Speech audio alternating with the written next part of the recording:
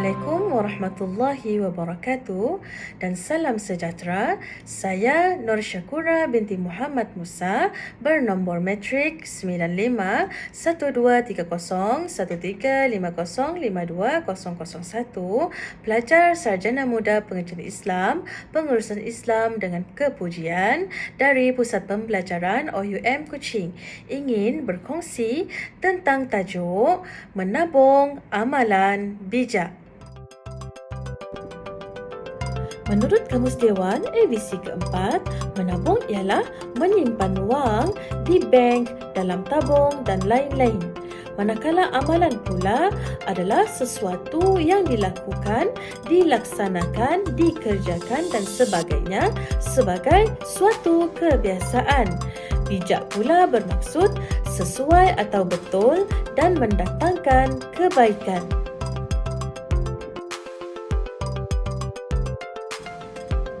Jadi, menabung itu merupakan suatu amalan bijak untuk kita menyimpan wang atau pendapatan untuk kepentingan kita di masa hadapan. Ia bukan sahaja berguna dalam jangka masa pendek, tetapi ia sentiasa memberi manfaat dalam jangka masa panjang. Pada zaman moden dan berteknologi ini, menabung bukan saja boleh dibuat secara fizikal, malah juga boleh merentasi teknologi dan dibuat secara online. Kepentingan menabung ini tidak kira peringkat umur. Amalan menabung ini juga boleh diterapkan sejak daripada kecil. Kemudian, fasa penting untuk belajar ilmu menabung ini adalah ketika kanak-kanak, remaja, malah sehingga dewasa dan warga emas juga berkepentingan untuk menabung, tidak kira lelaki ataupun wanita. Kenapa perlu menabung? Tujuan menabung yang pertama sekali adalah untuk mencapai matlamat kewangan yang diimpikan. Yang kedua pula ialah untuk membina kestabilan kewangan. Yang ketiga pula adalah bersedia untuk keperluan mendesak. Tujuan menabung yang keempat ialah merancang masa depan yang sejahtera. Isu dan permasalahan menabung. Yang pertama sekali ialah tiada simpanan. Menurut kaji selidik oleh Bank Negara Malaysia (BNM), mendapati 75% daripada penduduk negara ini tidak mempunyai wang simpanan sekurang-kurangnya RM1,000. Isu dan permasalahan yang kedua ialah tidak konsisten dalam menabung.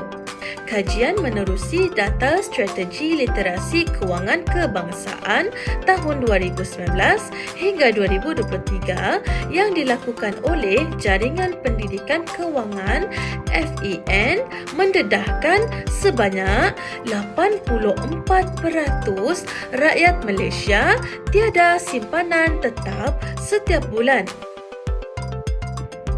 Isu dan permasalahan yang seterusnya adalah dibebani dengan masalah hutang. Menurut Sinar Harian, terdapat kajian yang dilakukan oleh Pusat Penyelidikan Undian UCSI dan hasilnya mendapati 73% belia di dalam negara sudah mempunyai komitmen hutang. Langkah bijak dalam menabung. Yang pertama ialah melakukan forced saving, yang kedua hobi menyimpan not duit, yang ketiga galakan ganjaran menabung, yang keempat kempen menabung, yang kelima membuka akaun emas. Penyelesaian inovatif.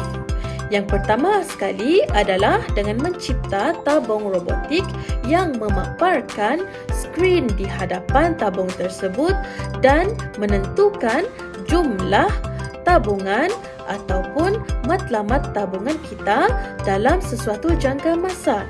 Maka dengan itu kita akan mengejar matlamat tersebut dan mencapai matlamat untuk tabungan suatu jangka masa tersebut. Cabaran menabung pada kehidupan pada era ini. Antara cabarannya adalah kita berhadapan dengan konflik ekonomi semasa.